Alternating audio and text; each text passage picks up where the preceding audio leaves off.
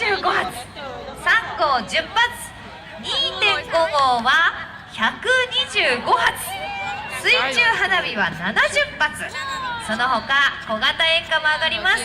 そして尺玉はなんと35発上がります。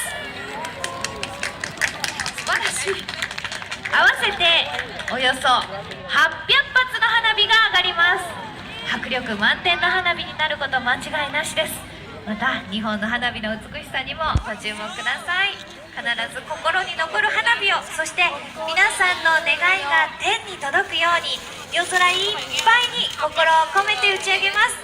プログラムナンバー40番グランドフィナーレ、タイトルは港に咲く百花繚乱、曲はリトルグリーンモンスタージュピター。それでは最後ですから、みんなで一緒に花火をあげましょう。グランドフィナーレ最後の花火を皆さんと一緒に打ち上げます。10秒前からカウントダウンしますよ。